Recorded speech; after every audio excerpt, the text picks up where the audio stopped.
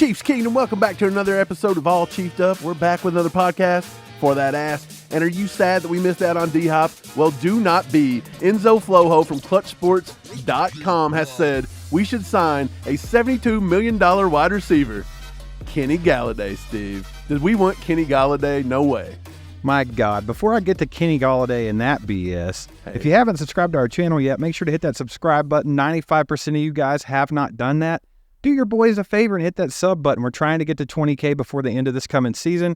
And hit that like button. Get this out to more Chiefs fans. Mike, Kenny Golladay, I didn't even know he still existed in the world because that's how much he's done in the last few years. Dude, this guy's been non-existent. He signed a $72 million contract with the Giants as soon as his 4-year rookie deal was up with the Detroit Lions.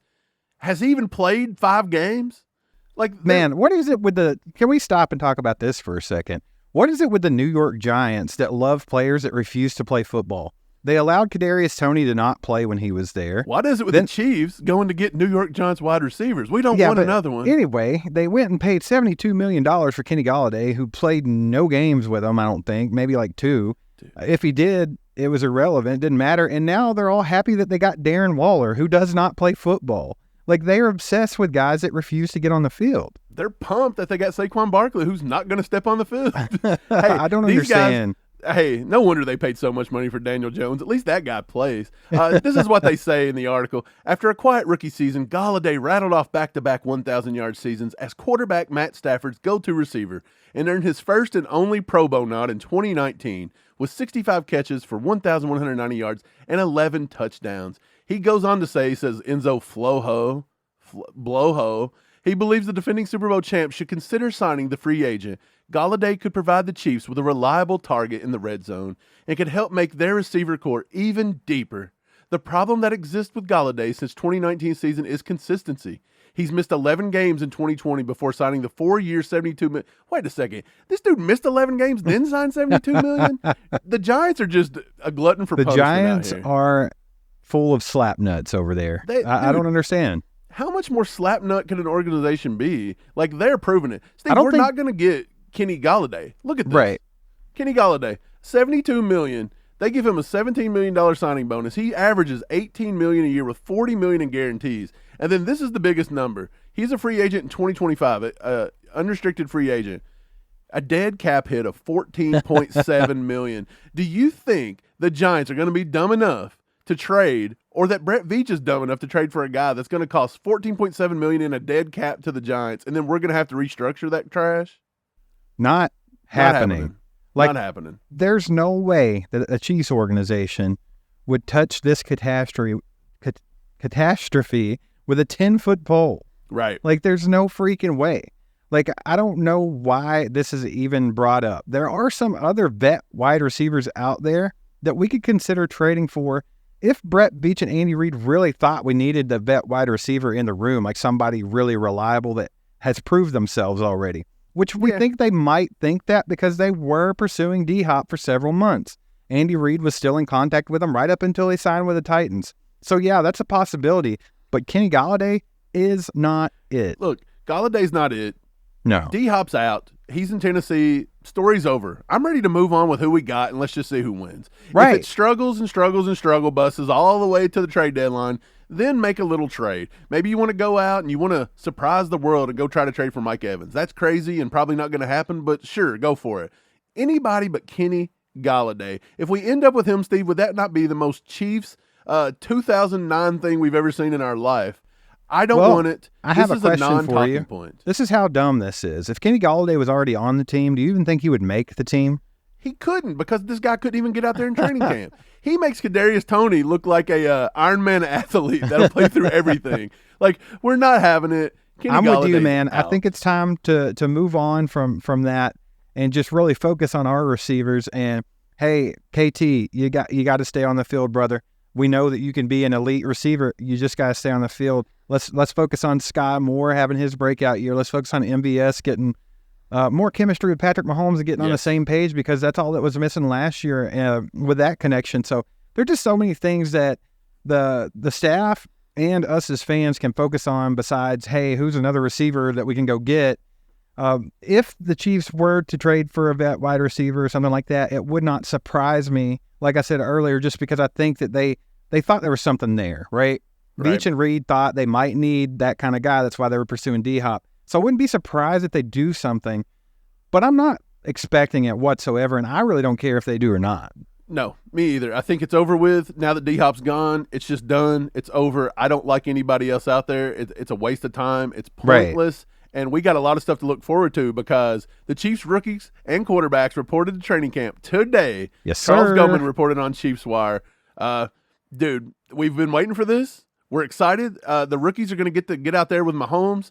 They get to refreshen up that playbook now for 3 days. Then everybody else comes in on Friday, Saturday, and then starting Sunday, I think, first practice of everybody there. I think the fans can actually get in on Sunday and see the first practice. So we are close. Football is close. Steve, how excited are you to see a little Chiefs football, baby? It has begun. That's all I can say, baby. I'm just excited that we're finally getting this thing rolling. It's been a long but not long offseason. Don't know how to explain it. I think the Chiefs had a decent draft. Free agency was a little bit of a blah, I would say, for the Chiefs this offseason. I think the team has improved since last year in certain areas. So I feel like overall I'm excited about this squad. And I've been saying all offseason, Mike, I'm ready to get to camp and see how some of these position battles go because we have some intriguing ones with the wide receiver room, the cornerback room. There's lots of things. How many linebackers are we going to keep on this team? There's so many things. And then what about the running back room? Like, are they still going to keep Clyde around all year? I don't know. We don't know. It's a daytime soap with our roster this year. It's like, will Clyde make the team? But the crazy thing is it can go so many different ways and still be good. It's insane. So like I said before, man, these are the days like no of matter our how lives. no matter how it plays out, I'm happy with it because I know that Andy Reid's the one that made that decision, and Andy's going to put the best 53 men on the field. Andy accepts nothing better than excellence unless Dave Tobe's doing it, and then he'll kind of overlook it a little bit. But other than that, I'm ready to see it. I'm ready to see what 6 wide receivers we take. Do we take the 7th? I don't know. Are we going to take the corner? Like, which ones? Are we going to have to cut the rookies? What are we doing? It's intense, man, and I cannot wait. But speaking of training camp, we've got a story from Fansided today. 3 2023 roster holes that could cost Patrick Mahomes a Super Bowl repeat. Let me run these down for you.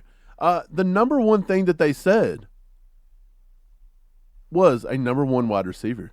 The issue of Kansas City's wide receiver quality has been debated repeatedly ever since Tyreek Hill was traded to the Dolphins.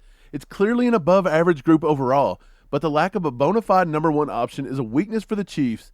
They need to overcome this in high-leverage situations. I think they're right with that. I think 100% that you can make the case. Yes. You can make the case that we do not have a clear-cut wide receiver 1. We got tons of talent, but nobody stood out. But that's what camp's for. And we're ready to see somebody take the step forward, whether it's Kadarius Toney, Sky Moore, maybe MVS, maybe it's Rashee Rice coming out of nowhere, and you can't keep him off the field in his rookie season. That's what this is all about, man. There's got to be a guy that, nuts up, sacks up, and gets out there and steps up and takes the freaking wide receiver 1 title with the Kansas City Chiefs. Like, who's he going to be? Is Kadarius Toney going to do that? Is he going to get out there and play every game this season and just go off the chain to where no one can doubt this anymore? Someone can shut up all of this speculation.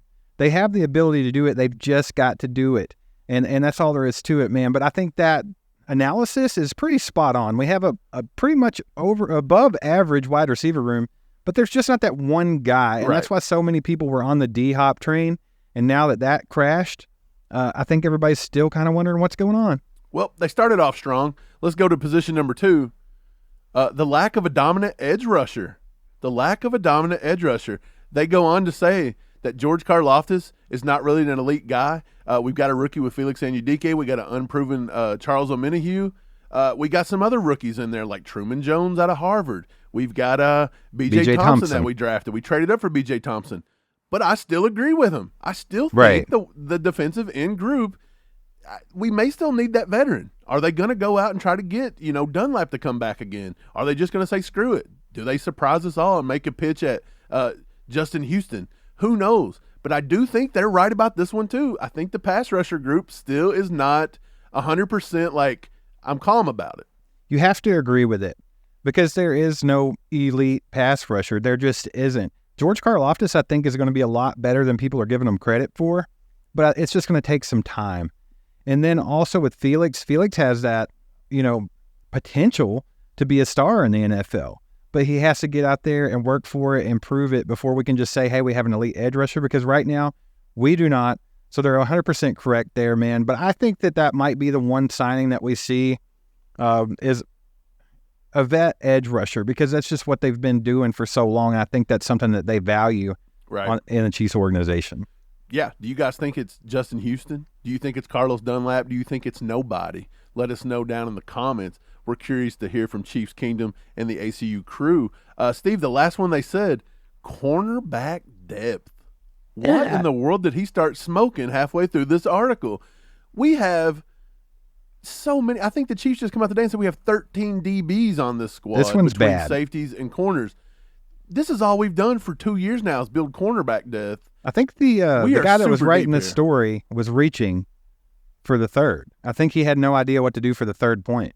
That's because the Chiefs are that good of a roster. I think he could have went with O-line. That would have made more sense. Yeah. Right. A lot of people aren't doing that, though, because they're just under the misconception that there's just a solid wide, offensive line for the Chiefs right now. They've got Donovan Smith and they got Jawan Taylor, so it's just 100% great.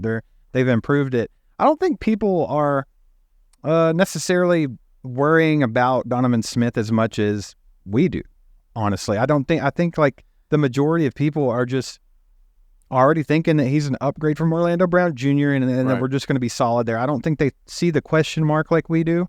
I've seen a few people in the comments that agree, but it's a legitimate concern with the left tackle. I would have come more putting the offensive line on there than cornerbacks. Our cornerback room is loaded, especially with young talent. I think we're completely fine there. Right. I would not have put that on the list. I don't see how depth could be a problem when we've got Nick Jones that may or may not make the roster. We have Najee Johnson, who is getting better, and Dave Tobe says he's one of the best gunners in the game, and he may not make the roster. You still got Chamari Connor, who is he a safety? Is he a corner? Where are they going to put him? If you just look at safeties in general, you've got Deion Bush may be left off the team, and he's a heck of a safety. He contributed a lot last year. We've got so many things here, and it's like we're not even looking at UDFAs. Reese Taylor, Echo Boyd Doe, we're not looking at those guys. Khalif Hallisey. We love Khalif here, baby. But I just don't know. I don't see why cornerback depth was part of this. He was reaching, like you said. That's all there is to it. But a wise man once told me, Steve, people look to sports as a way to forget their everyday lives. So they don't want any negativity out of you. So don't be negative. Let's not be negative. This guy, he's just telling us how it is.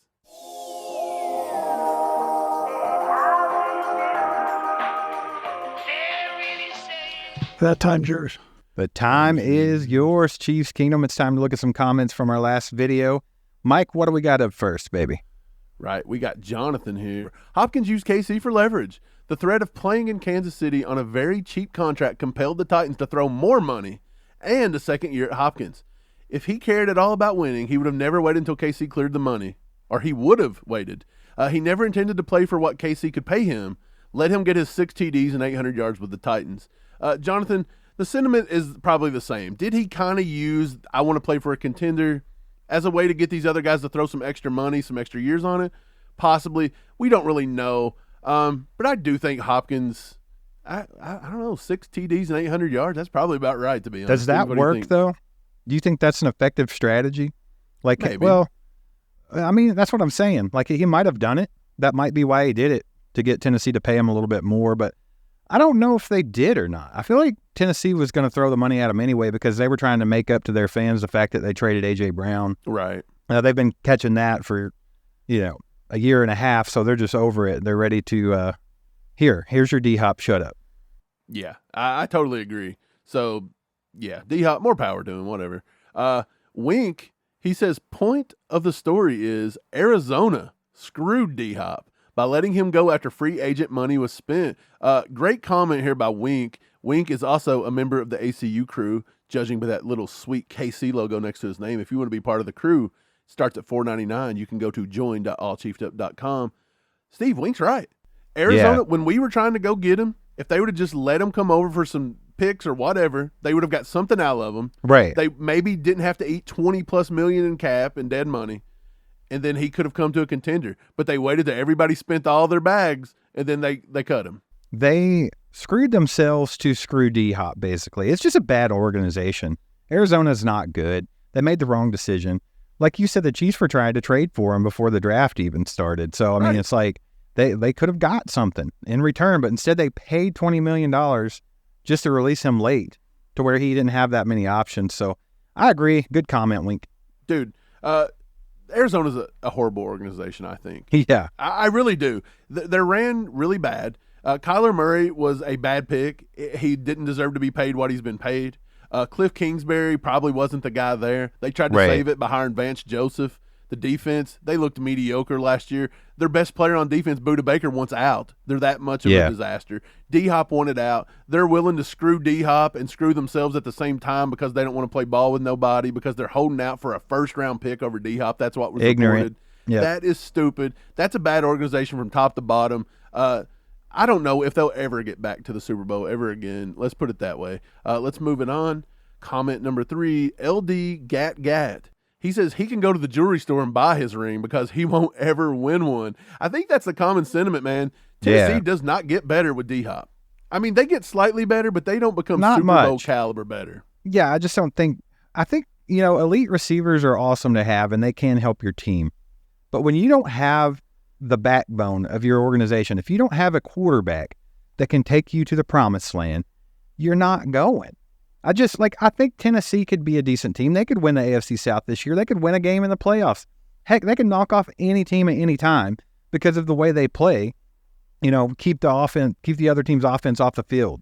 That's what they do. They just want to run the ball, run the clock down, make it a short game, and win marginally by a point or two. That's how they work. So, yeah, could they do something like that? Yes, but the chances of them actually winning a Super Bowl are so freaking slim, it's not funny, man, because that doesn't always work. You have to have that guy that can get you there and get you over the hump and then win that Lombardi. And I just don't think Ryan Tannehill is that guy whatsoever. Right. Well, the Titans are where wide receivers go to die. You had Eric Moulds went back there from Buffalo. Julio Jones. You had Julio Jones. You had Randy Moss. You name it. They get players at the end of their career. They come in. They put up a little bit. It's for ticket sales, brother. I think that's what it is. I mean, they're building that new stadium down there, so they need something to help get some money funneling in. And, your team's decent. They're not bad. I'm not calling the Titans bad team by any means. I think Vrabel's a pretty good coach, and I think they have some good pieces. But they're not necessarily what I would call a Super Bowl contender. But they have to bring some money in somehow. So what do? You bring in these big names at the ends of their career. You throw them on the ticket there, and then you got people paying to come see it. Let's not even forget Andre Johnson.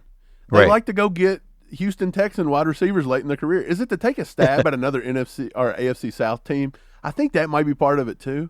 And then they always feel like all these teams on the cusp always feels like they're close. But signing DHop does not close the gap with Kansas City in the slightest. It just really does not. Let's move on. KC Colosso says, "In Veach we trust, and you guys will be where I live right now in Blue Springs." We will be in Blue Springs, Steve. We're going to be in Blue Springs on August the 15th. We're going to be at Zarda at 7 to 9 p.m. We're doing an all-chiefed up event. We're calling it Chew with the Crew. You can come out and have dinner with us, meet us. We're going to have special guests, by the way. Haley Lewis is going to be there, former Chief sideline reporter. She was on some podcasts with Pete Sweeney. She does it all. We also have Lance from The Spoken. He's going to be there. He's going to meet you guys. And tickets are $10. You can go right here, bit.ly/ACUTix. That is going to be the link for that. We'll pin it in the comment below, Steve. But, back to the comment, man. He says that in Veach we trust. I think that's a common sentiment. Right. But where we kind of get a little weird with the in Veach we trust is when we went after DHop to begin with, and that was reported. Nobody trusted Veach when he went out to trade for DHop. They just said, we don't need him. No. And then that was fine. You hit the nail on the head, man. The in Veach we trust crowd, I understand it because this guy hasn't done anything but win. So, I mean, you have to look at what he's doing, and you can question it, and you can wonder about it, but overall, it's worked so far. So you just kind of leave it alone. Right. Just trust Veach, right? But like you said, why do they only trust him when it's the way that they see it? The thing about it is him and Andy Reid were after DeAndre Hopkins. 100%. We knew that. So he felt there was a need for that in some way, or he wouldn't have been even looking at it. There was a lot of Veach doubt. A lot of Veach doubt during the 3 days of the draft this year when he was reaching on players here and there and wasn't getting his main target, and even taking Felix in the first round got a little bit of criticism. Right. A lot of people. Well, so I think people are sensitive about the draft because that's Veach's strength and weakness. Like, he is a big boomer bust guy when he comes to picking draft picks. Like, right. There's not really such thing as a mediocre draft pick from Brett Veach. I feel like no matter what round they're in, they're either going to start and contribute, or they're going to be that way soon, or it's a freaking Breeland Speaks, a McCole Hardman, the Clyde Edwards-Helaire. Right. He's got very few guys that are just like middle of the pack. I would say Noah Gray was a middle of the pack pick for now. I would say Mike Dan is a middle of the pack pick. Noah Gray is going to be good. Now. I would even say maybe Binky last year was a middle of the pack kind of guy. If he would have stayed healthy through his whole career, he could have been better than what he was probably. But with that, we're done. We're done with Tom's Years. You guys leave some comments on this video if you want to get thrown up in a future episode. We'll be glad to feature you. Moving on, Chiefs Wire reports 7 Chiefs rookies to watch during the 2023 training camp, Steve. They go through and they name just some rookies. Yeah, I'm pretty sure it was 7. Rookies. That's pretty all much all 7 of them, rookies. right? Right. Which rookie are you surprised, or not surprised, but which rookie are you looking most forward to that you think can play themselves to a higher position than what we think? Or possibly play themselves on the 53-man, because there's a few on the cut line. That's a good question. I think the 2 that I'm really looking at, well, let's go ahead and say 3. Okay. I think the linebacker, Cam Jones. Out of Indiana. I believe that he could make his way onto the roster. They have 4 that is making the team right now. But this guy's an excellent player. He gives you special team abilities, and sometimes they like to have those extra linebackers in case of injury and also for special teams play. So I'm excited to see how he does. And then the main 2 that I'm going to be looking at are cornerbacks. That's one of those positions that I think are going to be very competitive in this year's camp because there's just a lot of good players there, a lot of young, good players. Number 1, I think my dark horse to make this 53-man is Khalif Hallisey, the wide receiver that we signed as a UDFA. He played at Western Kentucky University. He's very L'Jarius Sneed-esque. He's a big hitter. He's long. He's fast. I think that he's one that could play his way onto the roster.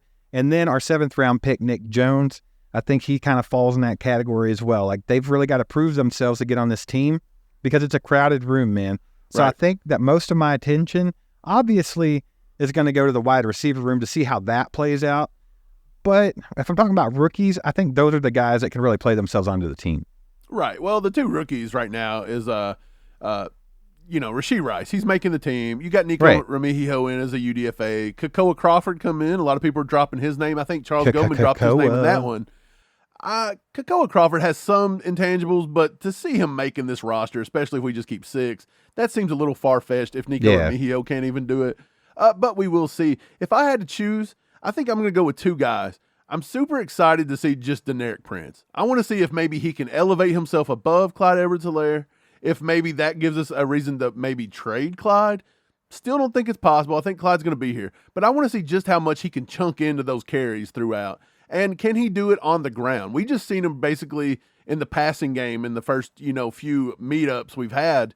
It was all passing in hands. The last guy I'm going to say, B.J. Thompson at defensive end. He's a different guy than Spags usually want, but Cullen and the group, they wanted him. They went out and traded up for him. He's more of a speed guy. Can he set the edge? Can he get more weight on him? Can he beat out Malik Herring? We know he should probably beat out Kando, but can he beat out Malik Herring? Can he get on this roster? Can he beat out Truman Jones? That kid's pretty good out of Harvard. You've got a lot of stuff there. Can he get on this team? Because I think B.J. Thompson's right on that cut line, believe it or not. A lot of Chiefs Kingdom have him off. And I personally think he's on right now, but I had Nick Jones on, and I think Nick Jones is the other way sliding. But that's just the time being. So we'll see. But speaking of Deneric Prince, have you watched this new workout video? Let me play this for you.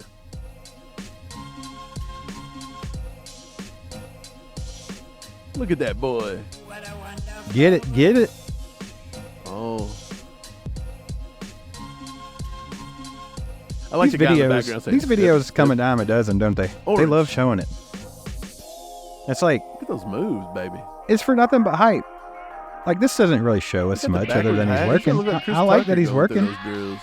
I like that he's putting in some work.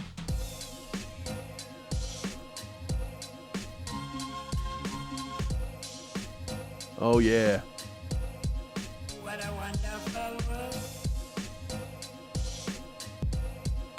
Did he call him big? What did he say?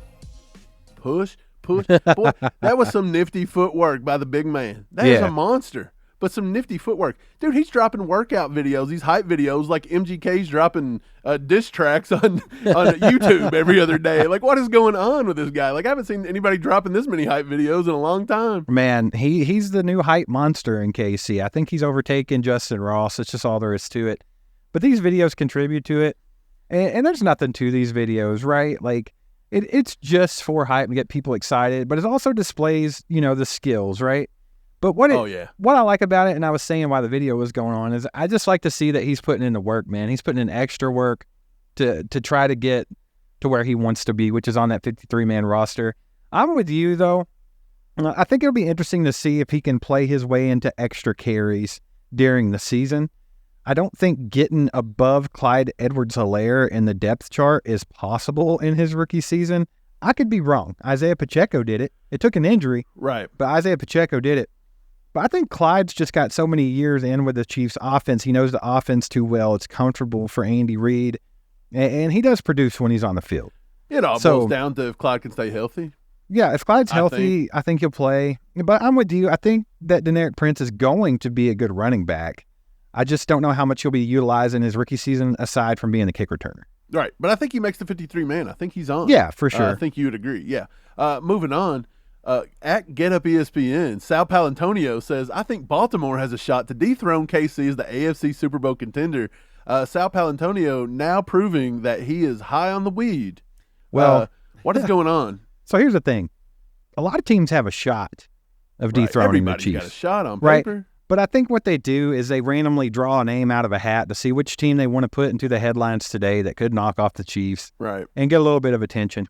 Baltimore, let's take it for what it is. Okay, so if he really thinks that Baltimore is the team that has the best shot of dethroning the Chiefs this year, do you think there's anything to that? Because I don't think that the Chiefs, they do play tough games with Baltimore. Like when Lamar's healthy, it's always close. We lost one recently because Clyde fumbled the ball at the end of the game. Right. It's always something like that. It's not easy wins, but I just don't think that they're much of a threat to the Chiefs directly. I think that they will give the Bengals some headaches. I think the AFC North's going to be up for grabs this year, to be honest. I think Pittsburgh, even though they're a young team, they got Tomlin coaching them. They got a shot, dude. Like, so I don't think that Sal Palantonio is like very much on with this at all, I don't think. Well, the Pickett to Pickens connection, that's pretty good. I'll say I'm with you. Here's the thing. I think that division is up for grabs. I don't think you can just hand it to the Bengals. I really don't. I think that they're favored to win it, but it could be closer than we think. Right. This is my deal with Baltimore. They got a solid defense. It's not the Baltimore defenses of the Ray Lewis, Ed Reed days. It's just not. Right. They can be scored on. You've seen the Dolphins come out and just wallop them last year. They were putting up points left and right. I think the defense is solid. It's not great. When it comes to the offense, like you said, it's all revolves around Lamar Jackson. Can Lamar Jackson stay healthy?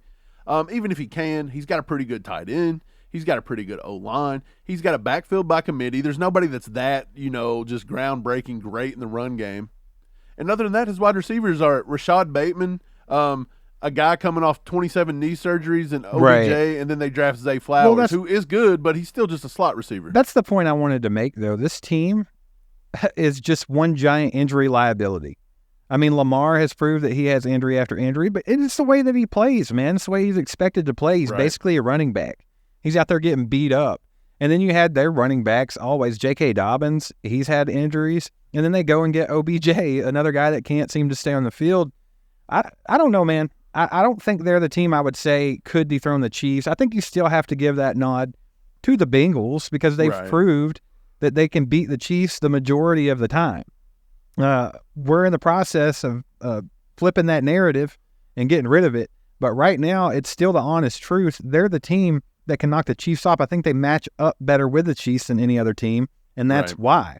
So I would give it to them, and I would go ahead and just because they always give us tough games, I would put Buffalo above Baltimore as well. Oh, yeah, for sure. The narrative is that nobody's paying running backs anymore. They're devalued. Well, the last two running backs that I've seen have got paid, baby. Lamar Jackson and Jalen Hurts have got a lot of money out there. So let's not say the running back position is dead, ladies and gentlemen. Justin Reed, he come out and said, I'm a top 2 coverage safety in this league. Once I got comfortable in this system and my money not on me being number 2, better keep y'all's eyes open. Justin Reed also come out and complained a little bit today about his Madden ranking. I think he was rated an 81. Let's be honest. That's probably fair. He's probably right there in that maybe mid 80s, I would say. He does have to prove it more this year. Steve, do you think Justin Reed can step up and do it this year? Because I'm fairly on the I like Justin Reed bandwagon, and I think he will be better this year than last year. I think he'll be better this year than last year, just out of pure comfort. Like getting in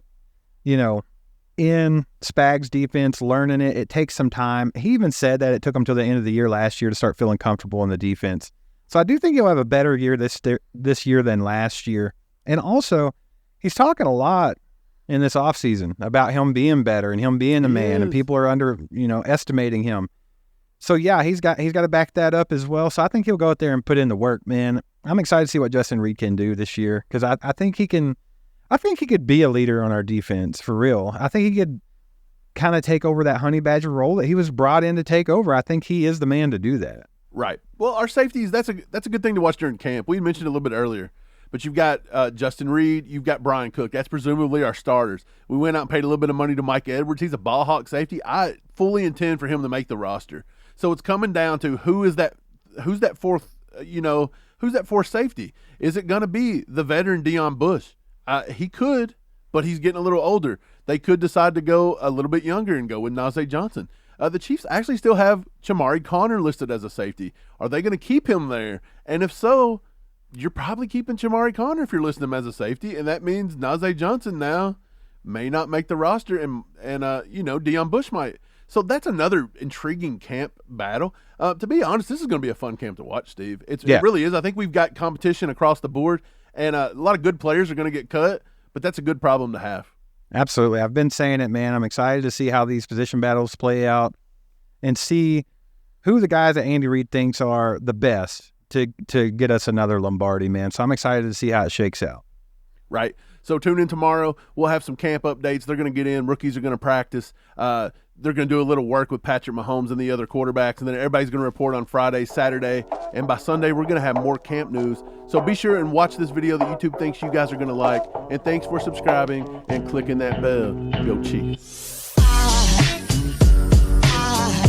There goes a sight from my soul.